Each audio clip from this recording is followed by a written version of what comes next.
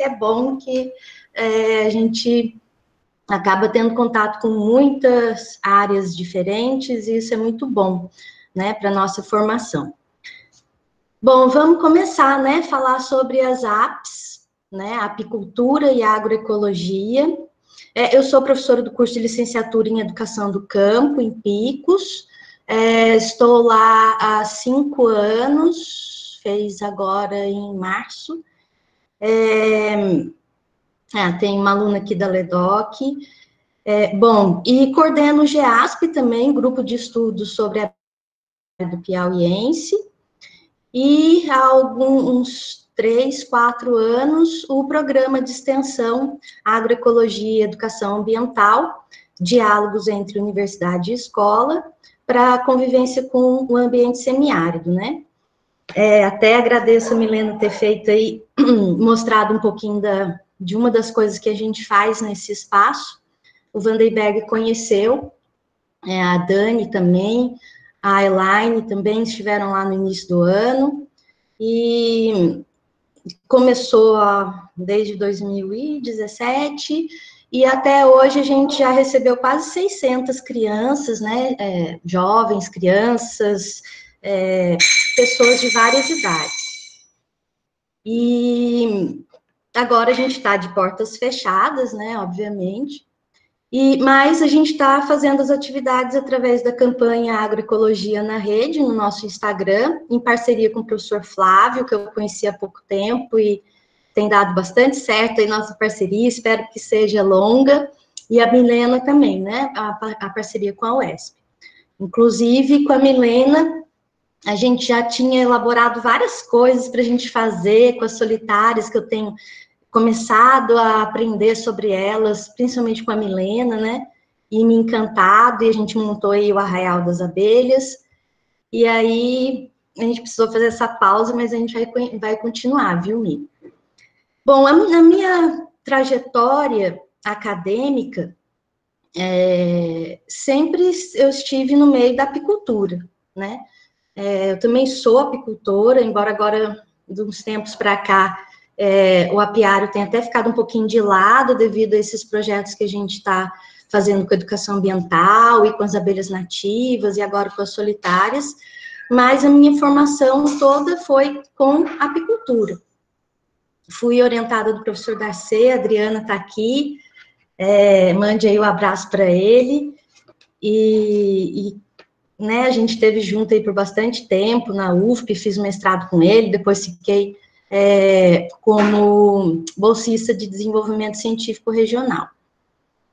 Bom, então vamos falar sobre as apps, né? Professor, o senhor pode passar, por favor? Bom, o que a gente vai falar hoje, né? Eu preparei uma fala breve, espero que eu consiga ser. Esse meio de comunicação para mim é bastante novo. Confesso que eu preferiria um auditório lotado do que esse sistema que a gente fica parada, né, e eu gosto de me locomover. Mas, então, o que a gente vai falar, né? A gente vai apresentar o polihíbrido, abelha africanizada brasileira, a gente vai falar sobre abelhas nativas versus abelhas africanizadas, existe sobreposição de nicho ecológico, né? Então, um tema um pouco cabeludo aí, mas a gente vai falar um pouquinho sobre isso. Qual o elo entre apicultura e agroecologia? Os professores, meus colegas, já deram algumas dicas, não relacionadas à apicultura, mas às outras abelhas. E aí, uma pergunta, né, polêmica. Por que criar abelhas colabora no enfrentamento de novas pandemias? Vocês devem estar achando que eu sou maluca, né? Mas a gente vai ver se a gente consegue fazer aí uma linha de entendimento. Professor, pode passar, por favor. Bom, então, a gente vai apresentar a vocês esse polihíbrido, né, abelha africanizada brasileira. Embora as pessoas chamem essas abelhas de abelha italiana, abelha Europa, abelha do Reino, né, elas só são europeias ou italianas lá em Fernando de Noronha, que é uma ilha, né?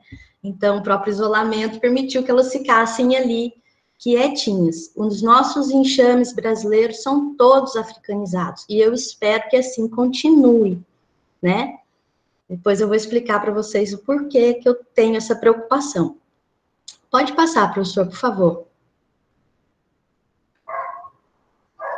Bom, então, essa abelha apis mellifera, ela não é brasileira, né? Embora hoje em dia a gente até aceite que ela seja, né, uma abelha já praticamente naturalizada, né, uma abelha brasileira. Mas ela foi introduzida aí em 1839, foram os primeiros registros que se tem, por um padre jesuíta, né, vindo aí de Portugal.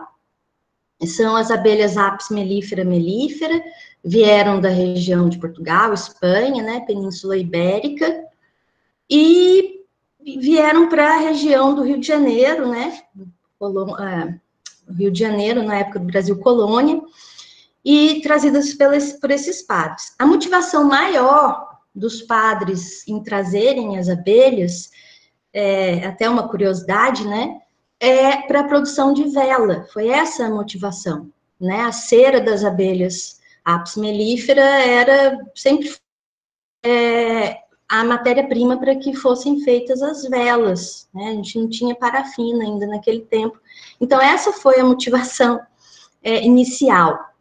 Lógico que os padres sempre tiveram uma relação com as abelhas e com a natureza, com a pesquisa mesmo, muito longa, né?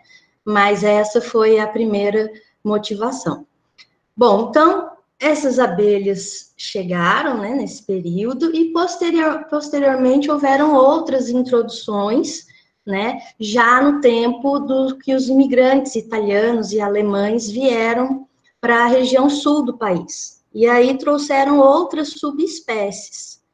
Vejam, aí a gente vai começar a falar do polihíbrido, né? São abelhas de mesma espécie, mas de subespécies diferentes. Então, é possível o cruzamento. E a partir começaram a acontecer esses cruzamentos entre essas diferentes subespécies europeias, né? E aí essas abelhas eram criadas pelas pessoas, mais como forma de subsistência, assim, para ter um mel, uma venda para a vizinhança, né? Reparem que elas ficaram bem confinadas ali na região sul e sudeste por conta do clima, né? Essas abelhas são de origem europeia, são as abelhas adaptadas, né, a esse tipo de clima mais temperado que a região sul e sudeste tinham, né, que hoje em dia já não tem mais, né? Mas, bom, e aí em 1956, 56, o professor Kerr trouxe, né, as abelhas africanas, né, abelhas apis mellifera scutellata, então outra subespécie diferente. E esses enxames, foram 11 enxames instalados na Unesp de Rio Claro. Acidentalmente, essas abelhas enxamearam e começaram a cruzar com as outras abelhas europeias. E aí a gente tem o chamado polihíbrido, abelha africanizada, né? Pode passar, professor, por favor. Gente, as dúvidas eu não estou vendo enquanto eu estou apresentando, o chat eu não consigo ter acesso, mesmo que se eu tiver, eu vou ficar desconcentrada, mas aí as perguntas vocês guardem aí. Eu não vou fazer uma fala muito voltada para manejo, nem para produção, né? Vou tentar linkar ao tema da agroecologia, e aí essa parte podem ficar à vontade aí para as perguntas. E aí, assim, né, por que as abelhas africanas foram introduzidas no Brasil? Bom, primeiro, por conta da baixa produtividade das abelhas europeias, né, as abelhas europeias têm uma produtividade bem menor do que as africanas, e também porque acreditava-se que as condições tropicais do Brasil seriam mais apropriadas às africanas do que às europeias, né? E com isso, objetivava-se mudar o conceito da apicultura como um hobby, né, para uma atividade econômica.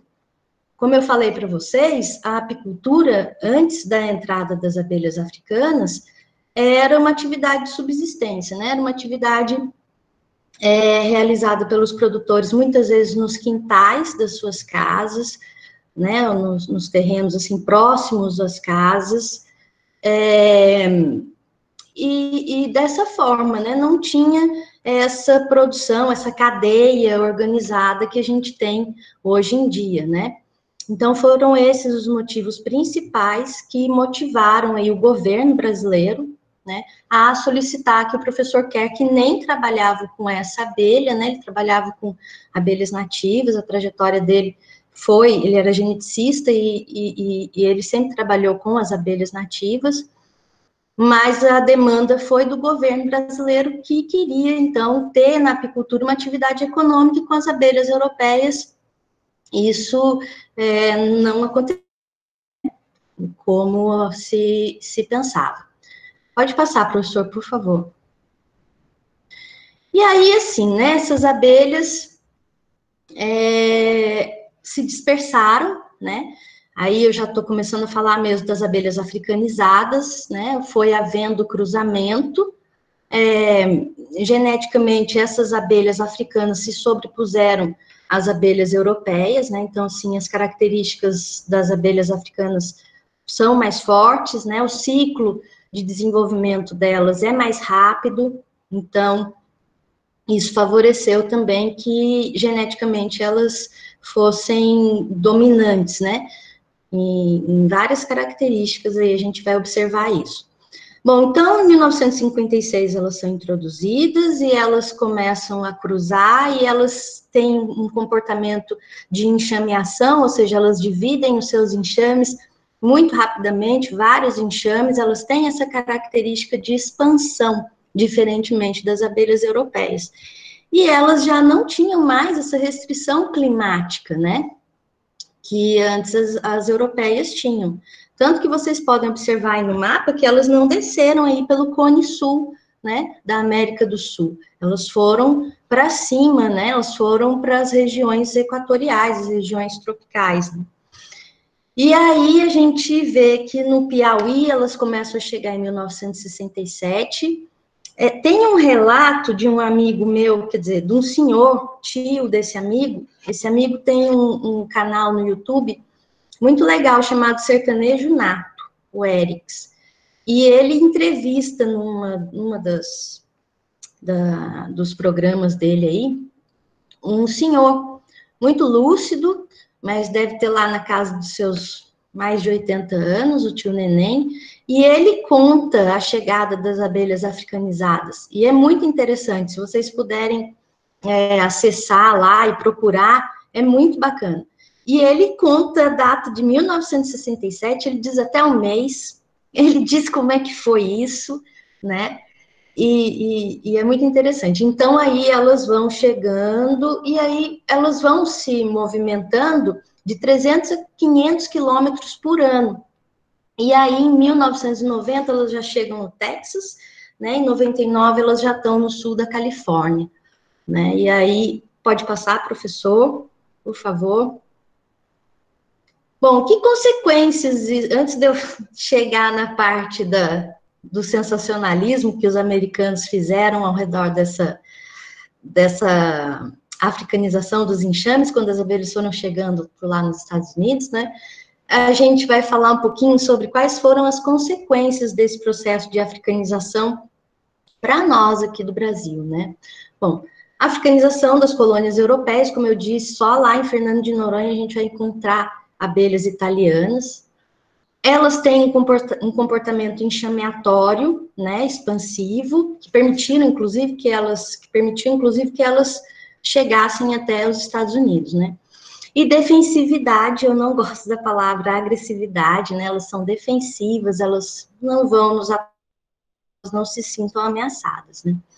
Então, esses dois comportamentos, enxameatório e defensividade, alarmaram as pessoas, né? Os apicultores, num primeiro momento, porque eram acostumados a terem um tipo de, né, uma espécie de abelha com um determinado comportamento, e de repente esse comportamento foi mudando, e de fato aconteceram muitos acidentes.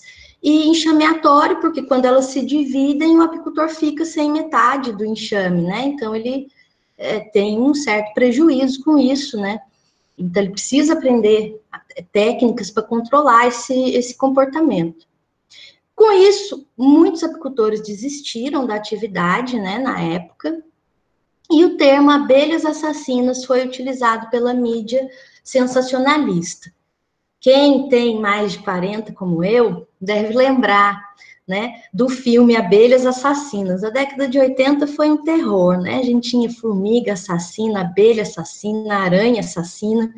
E aí, as abelhas assassinas, houve esse filme e houve um alarde muito grande em torno desse comportamento das abelhas brasileiras, né? Pode passar, professor.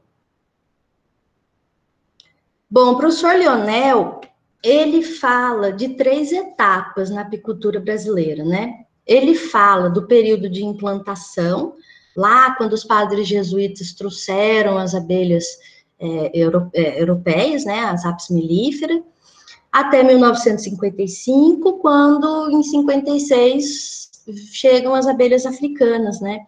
E aí a gente passa pelo período da africanização, que durou de 1956 a 1969, né? E foi um período complicado, porque foi preciso que os apicultores adaptassem muitas técnicas diferentes para poderem trabalhar com essas abelhas com um comportamento diferente, né? Então, o distanciamento entre as colmeias, o distanciamento do apiário às casas das pessoas, às escolas, às estradas, às igrejas, enfim, todo o trânsito de pessoas, pelo menos 500 metros de distância, né? De distância entre o apiário e as pessoas. Entre as colmeias, antes eram criadas em cavaletes coletivos e depois não mais, o macacão, obviamente, e o fumegador. Eu estive na Itália o ano passado e visitei um apicultor lá, na região de Pádua. E aí fui no apiário dele.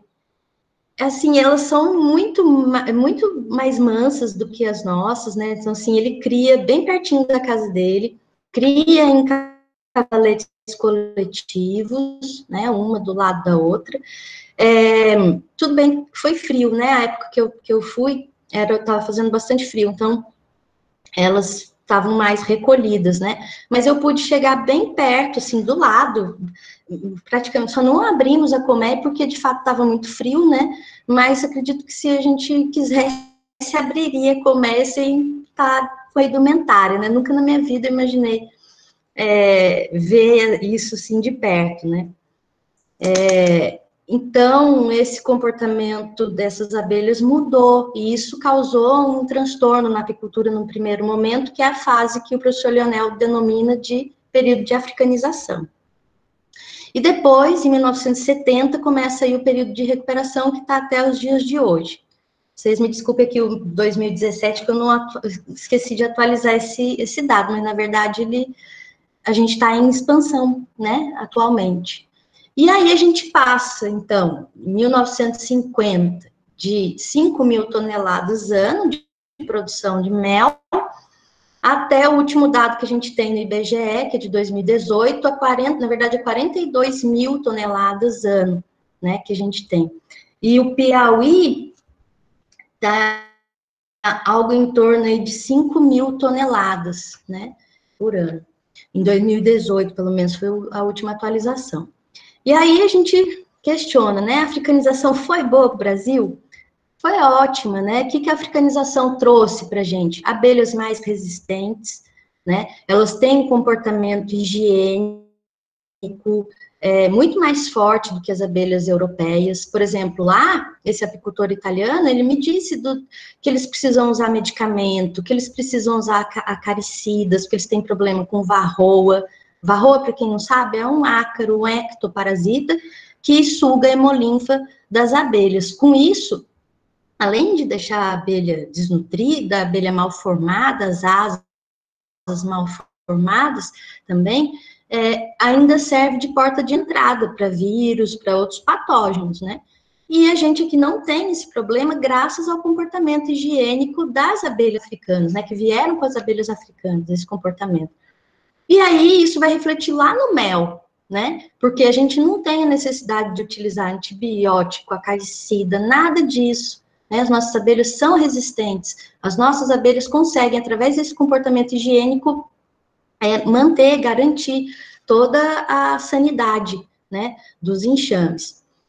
A produção aumentou, por quê? Porque pelo fato das abelhas africanas serem de clima originalmente quente, né? Então, as nossas abelhas africanizadas, elas conseguiram se expandir para todas as regiões do país. E aí, com isso, a gente teve um aumento de produção e de produtividade, ou seja, a produção de mel por colmeia é maior devido aos hábitos das abelhas africanas e africanizadas, né, consequentemente, de começa mais cedo, termina mais tarde, né? Então, com isso a gente teve um aumento de produção e que isso colocou o Brasil, né, todos esses fatores colocaram o Brasil como, hoje a gente está em 9º maior produtor de mel do mundo, um dos maiores exportadores também, e de mel orgânico, né, o nosso mel, ele tem esse diferencial,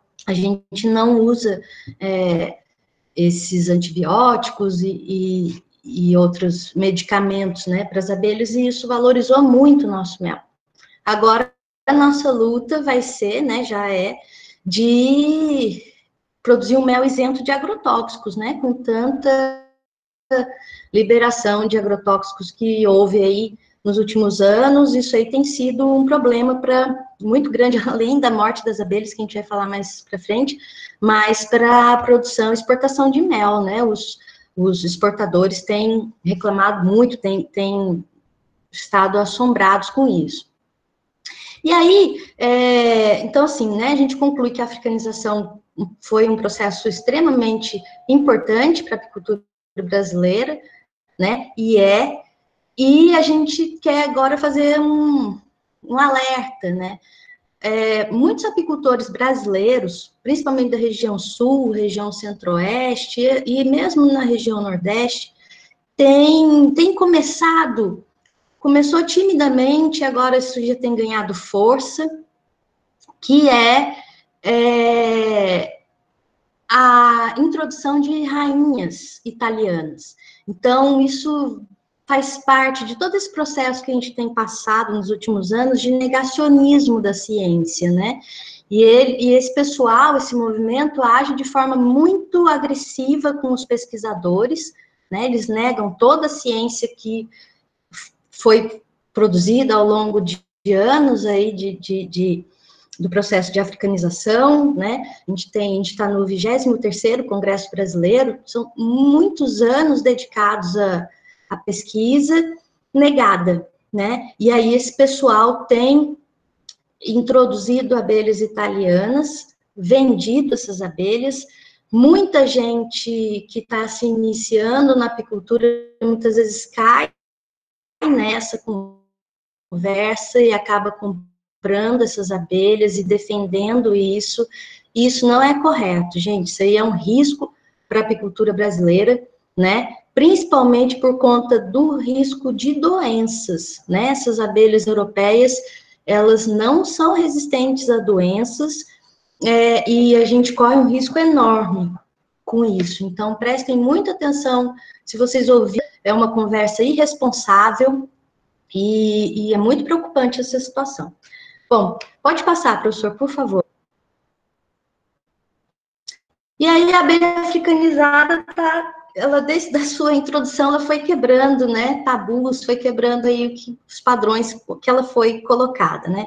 Primeiro de que ela é abelha assassina. Depois que uma abelha invasora é responsável pela perda de biodiversidade. E aí que a abelha africanizada é responsável pelo declínio das populações de abelhas nativas. Pode passar, professor, por favor.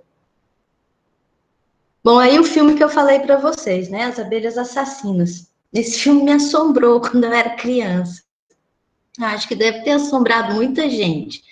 Mas isso foi fruto, né, dessa mídia sensacionalista, que hoje se chama fake news, às vezes, né, meio que por aí. E pode passar. professor Valdinar, aí.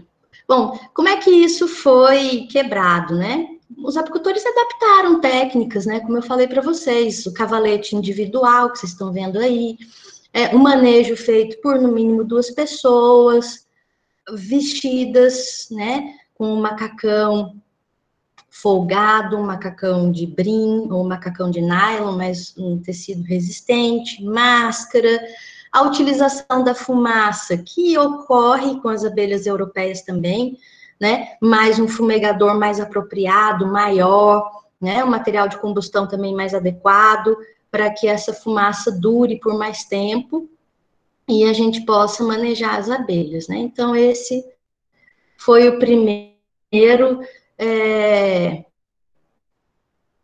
tabu quebrado, né? Os apicultores superaram esse estigma dessas abelhas que não tinha nada a ver. Pode passar, por favor.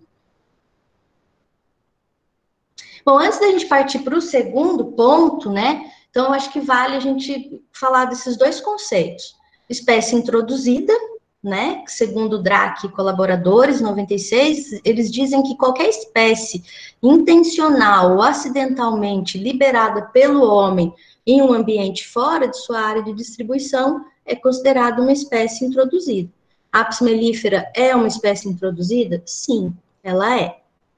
O conceito de espécie invasora. Além de conseguir reproduzir-se consistentemente, manter uma população viável autonomamente, também conseguem dispersar-se para áreas distantes do local original da introdução e lá estabelecer-se, invadindo a nova região geográfica para onde foram levadas.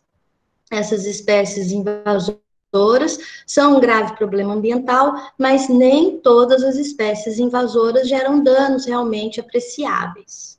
Pode passar, por favor. Isso, então, esse era o outro, né, tabu aí que as abelhas apis quebraram, né? Elas não são responsáveis pela perda da biodiversidade, muito que pelo contrário, né? Embora exista esse conceito, mas ele não se aplica, né, para as abelhas apis mellifera. Pode passar, por favor.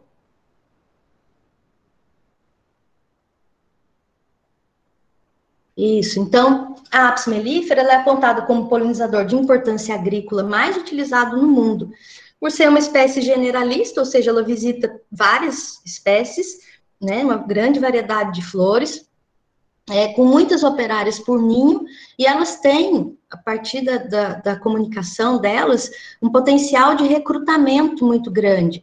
Então, elas conseguem forragear intensamente determinada mancha de recursos, né? E aí a gente tem algumas fotos, né? Essas fotos são minhas, eu gosto muito de tirar fotos. E aí a gente tem primeiro aqui no caju, né? Que é uma planta de importância econômica para a gente, e plantas nativas, né? Então, as abelhas contribuindo aí para a biodiversidade, não só nos sistemas agrícolas, mas também na caatinga. Pode passar, por favor. E aí, o último, né, que a abelha africanizada é responsável pelo declínio das populações de abelhas nativas. Pode passar. Então, assim, isso é um tema meio espinhoso, né? Assim, muita polêmica. Mas, assim, tem vários estudos, né? Principalmente do Rubik, dizendo o contrário, né? Rubik estudou na Costa Rica as espécies de abelhas nativas, essa dinâmica de populações de abelhas nativas, a partir da introdução das abelhas apis, né? E ele verificou ao longo de muitos anos que a abundância das abelhas nativas não diminuiu em função da introdução da abelha apis. Mais recentemente eu achei esse artigo que eles também vão discutir, né, isso, e eles relatam inclusive um comportamento agressivo das abelhas nativas para com a apis, né, em determinadas culturas agrícolas. Então, assim, eu penso que, embora esse tema seja um pouco espinhoso, mas eu acredito, e tenho certeza disso, que existem vários outros fatores muito mais importantes e que nos motiva a nos unirmos, né, que levaram ao declínio das populações de abelhas nativas e das apis também, das solitárias, enfim, do que essa competição, né? Rubik tem vários estudos que o professor Spencer também, da USP, também tem vários estudos que não vão de acordo com essa linha de que exista essa sobreposição de nichos ecológicos.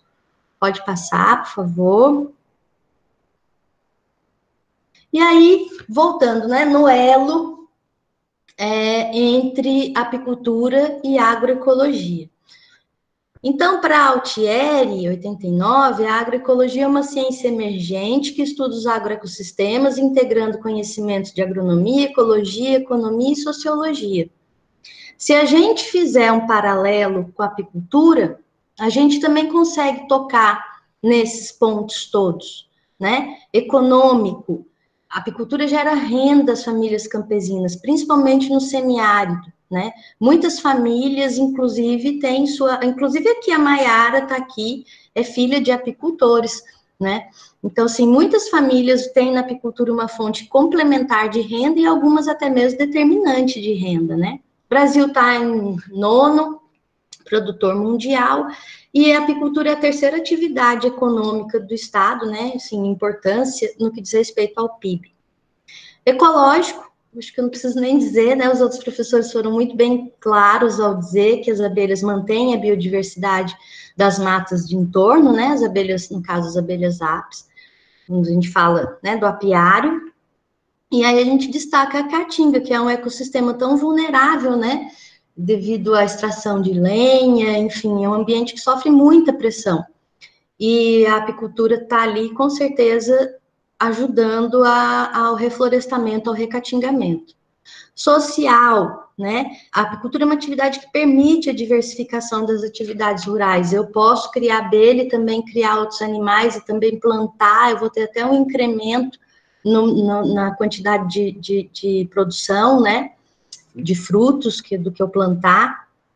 Uma atividade de cunho familiar, Maiara está aí, vai para o apiário com o pai, né? Então, assim, permite, e geralmente é isso que acontece, os filhos, as mulheres, todo mundo junto, né? E aí, a apicultura orgânica no semiárido é muito importante, né? A gente tem essa força do semiárido no que diz respeito à apicultura, né?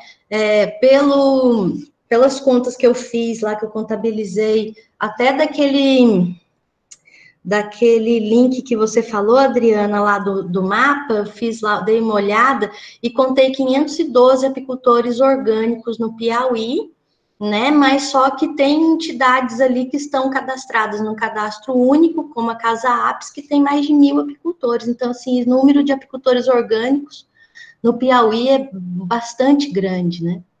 Em relação à agronomia, a Milena já falou, né, mas falou com enfoque nas solitárias, mas a Apis também poliniza aí as culturas agrícolas, né, aumentando bastante a produtividade.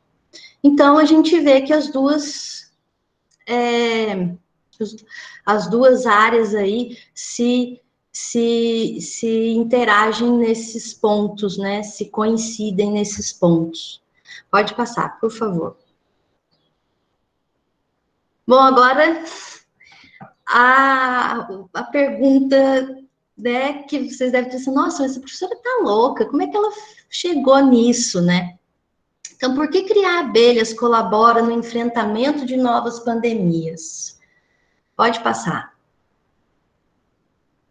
Bom, eu não sou da área, não estudo vírus, não estudo imunologia, nem infectologia, mas do que a gente tem lido, a gente sabe que esse vírus, o SARS-CoV-2, é um vírus zoonótico, assim como outros, né, vários, e esses vírus zoonóticos são vírus de animais, né, em que em algum momento saltam para os seres humanos. Esse salto aconteceu em Wuhan, nesse caso do SARS-CoV-2, né? Acredita-se que os animais envolvidos eram o morcego, né? Para o morcego parece que sim, com certeza, mas também fala-se no pangolim, mas o certo é que esse vírus saltou do morcego para um outro animal e depois para o ser humano. Esses vírus, eles têm um potencial de letalidade muito grande, o ebola também é um desses, né? De um potencial letal muito grande, porque como são vírus de animais, o nosso sistema imunológico não conhece, né, esses vírus, a gente fica sem defesas, e aí ele causa sérios problemas que a gente está vendo, né? E aí, pode passar, professor, por favor. E aí, assim, né, como é que se dá isso? Como é que se dá esse salto, né, do vírus, do animal para as pessoas? O que tem que acontecer? A aproximação, né, dos animais silvestres para as pessoas. Eu assisti uma live, o professor Flávio estava lá também, da professora Lilian, da veterinária, fantástica, e muito boa essa live dela, ele explicou para a gente, de uma forma bem clara, né, que isso ocorre, né? Então, assim, com o desmatamento, a gente tem se aproximado mais desses animais, né? E isso é um grande problema. Além do que, a perda da biodiversidade faz com que haja desequilíbrio, né, dos nichos ecológicos. Então, esses animais perdem os locais de nidificação, eles perdem predadores, então as populações desses animais aumentam, né? E aí a gente, por outro lado, a gente tem a perda da biodiversidade, e aí a gente tem que a agricultura e a pecuária são as maiores responsáveis, do jeito que são conduzidas, as maiores responsáveis pelas perdas de biodiversidade e pelo desmatamento, né? Então, com isso, a aproximação das populações humanas a esses animais é uma constante. Novas pandemias podem acontecer, né? Esse coronavírus, não esse SARS-CoV-2, mas outros tipos da família aí desse coronavírus, já foram identificados na Amazônia, né? Então, é questão de quando, né? E onde. Mas é muito possível que isso aconteça se a gente continuar nos moldes de produção que vem acontecendo. Não dá mais, né? Então, isso tende a acontecer bastante, né? Sim, é muito preocupante, né? Então, desmatamento, ocupação humana, perda da biodiversidade, são fatores que favorecem o transbordamento, ou seja, o salto desses vírus de animais para outra espécie animal e daí para o ser humano, ou então diretamente do animal para o ser humano, enfim. Pode passar, por favor. E aí, o que as abelhas podem fazer, né? Bom, agora nada, né? Quer dizer, nada não. As abelhas, elas produzem produtos como a própolis, por exemplo, que auxiliam o sistema imunológico. A própolis verde já foi utilizada já foi comprovado que ela isolou o vírus influenza, o H1N1, então, assim, tem potencial antiviral, né? E, assim, isso é uma coisa, né? Mas o que as abelhas podem fazer efetivamente? Elas polinizam, né? Ao polinizar, isso agora eu falo de todas as abelhas, eu não estou falando da apis só, né? Ao polinizar, elas mantêm a biodiversidade, né? E ao polinizar, elas também contribuem para o reflorestamento, né? Então, nesse sentido, indiretamente ou diretamente, elas estão colaborando aí para o enfrentamento de novas pandemias. Elas são extremamente importantes nesse sentido. Pode passar, por favor. Bom, e elas estão fazendo isso há muitos anos, né? Há cerca de 130 milhões, o primeiro registro fóssil aí das abelhas foi datado, né? E nessa relação com as flores, né? De polinização.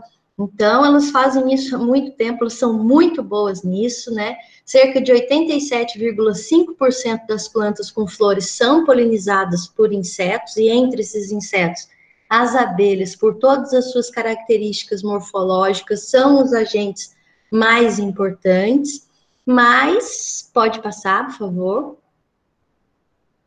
elas vêm sendo dizimadas num ritmo frenético, né? Como a Milena falou, em relação às apps, a gente tem mais números, né?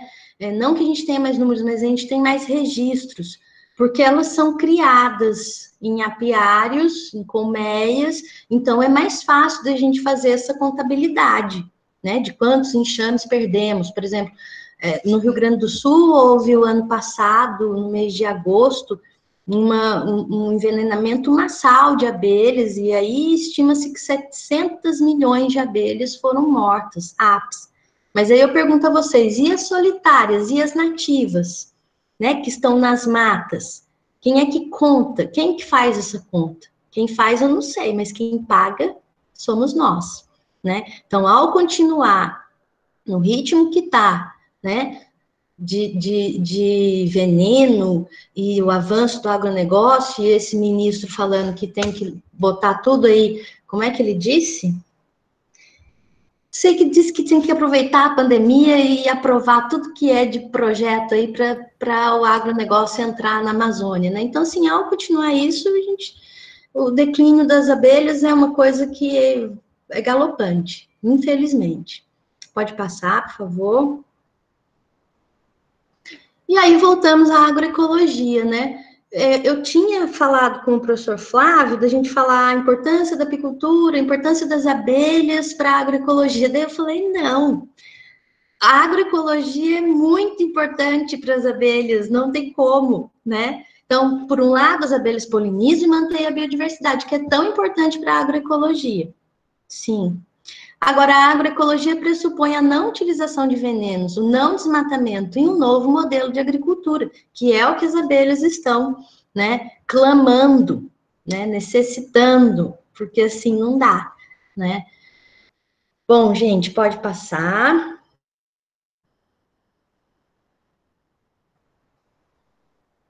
Pode passar, professor.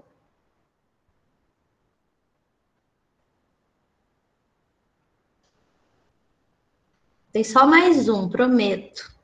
Não sei se eu falo muito, acho que falo. Bom, sim. E aí, só falar para vocês da nossa campanha, né, Agroecologia na Rede. Como eu falei para vocês, o nosso espaço, né, obviamente, devido à quarentena, tá fechado. A gente tem um espaço, que é o ECASA, Espaço de Convivência com o Ambiente Semiárido. Nesse espaço, a gente tem um caminho sensorial. Então, assim, as crianças chegam, as escolas da rede de ensino básico de Picos e região marcam a visita, né, com a gente, chega, os alunos vão para um auditório, lá eles vão assistir palestras curtas, bem interativas, com uma peça de teatro, que a gente ia começar agora, mas também a gente já apresentou em algumas comunidades rurais, inclusive. Mas, enfim, então as crianças chegam para esse auditório, depois elas são vendadas, elas seguem por um caminho sensorial, elas passam, percebem as plantas, os cheiros, as texturas, depois elas vão para o meliponário didático, o professor Vandenberg conheceu, a Dani também, a Elaine, a Milena conhece, a nossa parceira, e os meninos, meus alunos, estão aqui, fazem parte do projeto. Então, chega aí, essa foto ilustra aí o meliponário didático, né? E aí as crianças têm um contato com as abelhas, são sem ferrão, então o professor Vandenberg, inclusive, doou para a gente, agradeço muito eles, estão lindas as jandaíras. Aliás, elas estão amando essa ausência da gente, viu? Nunca vi as abelhas tão bem. E aí chegam lá, as crianças têm contato, aprendem, conseguem ver rainha, conseguem ver as operárias de abelhas, veem que não é só apis que existe, né? E aí depois elas vão para o viveiro de mudas e sementes crioulas, que é da professora Michele Ferreira dos Santos. A professora Michele é minha parceira nesse programa de agroecologia, né? E educação ambiental. Na verdade, é um programa de educação agroecológica, né? E aí ela que trabalha com as sementes crioulas, e aí lá as crianças vão participar de jogos com as diversas sementes. Depois o Arraial das Abelhas Solitárias, que a professora Milena mostrou, né? A gente começou, esse projeto é relativamente novo, a gente começou há pouco tempo, mas já recebemos visitas e assim é sucesso. E o projeto, e a horta orgânica, né, que é o mais novo, que também ainda não recebemos visita para a horta orgânica, mas não deu tempo, né, mas vamos receber, já colhemos, inclusive, verduras, e então é isso, né, assim, a gente está fazendo esse trabalho de educação agroecológica no sentido de sensibilizar as pessoas sobre essa união entre as abelhas e a agroecologia, né? E a gente tem um retorno muito bacana, né? A gente tem, as pessoas nos procuram e agora a gente está continuando, como a gente está com as portas fechadas, a gente está continuando através do Instagram, estou aprendendo a mexer nessas coisas, porque eu não sou muito disso, mas estou aprendendo. E aí, uma das coisas que agora a gente quer fazer é uma visita, né? A gente ainda não sabe se vai ser tipo live ou se a gente vai fazer os vídeos, né? Mas a visita ser virtual. E aí eu convido todos vocês a visitarem a nossa página lá, para vocês poderem conhecer. E aí, quando tudo isso passar, não poder nos visitar, a gente vai ficar muito feliz de receber e poder divulgar aqui esse nosso projeto. Gente, obrigada. E aí agora a gente fica disponível às perguntas. Obrigado, Juliana. Muito obrigado a Vandenberg, Milena. Agora a gente vai abrir para as perguntas. Quem quiser perguntar, se inscreva no chat, que aí eu vou chamando. Tá? Já tem uma pergunta de uma menina que fez antes, eu perguntei se ela queria, se ela podia fazer depois, né? Eu acho que é interessante, eu não lembro o nome dela, é tanta gente aqui, mas eu falei com a pessoa, ela podia se prontificar e fazer a pergunta. Parabéns, foi muito legal, muito. A gente tem, com o webinar, as pessoas estão perguntando do tempo, a gente não limita tempo, porque as informações são sempre benéficas e, assim, não são como uma aula, como uma coisa que você tem que gravar e, sabe, ficar aquela coisa bitolado aqui, são coisas para despertar o nosso interesse para um conhecimento maior, viu? Foi muito legal, as 3 apresentações, eu estou muito agradecido, sou muito agradecido a vocês 3, Juliana, Milena, Vandenberg, fantástico, acho que a gente vai estar junto sempre, porque essa pandemia teve essa coisa de bom, né? Que é juntar as pessoas que pensam, né, num futuro melhor e essas pessoas fazerem isso funcionar, bem legal. Eu queria passar agora para as perguntas, alguém já falou, já ninguém fez pergunta aqui, teve uma menina que fez uma pergunta lá no início, eu acho que foi da apresentação do Vandenberg, mas eu acho que ele caiu agora aqui, a conexão dele, deixa eu ver, acho que foi uma menina, acho que foi Maiara o nome dela, talvez, não. Deixa eu ver aqui se eu consigo achar. Foi a Andrea. Andrea, você fez uma pergunta. Foi Andrea, isso.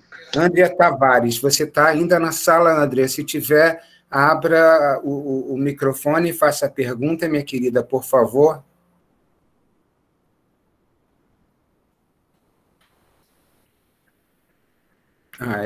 Ela ainda está na sala. Andrea?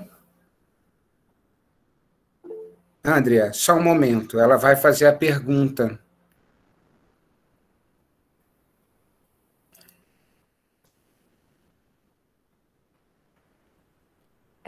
Eu quero Olá, falar, boa tarde. Adriana, depois de Adriana, então. Vamos, Andrea, por favor. Olá, boa tarde, pessoal. Parabéns a todos os palestrantes. A pergunta para o professor Rosenberg é com relação às melíponas, né? Essa pergunta é um pouco fora do tema do webinário, mas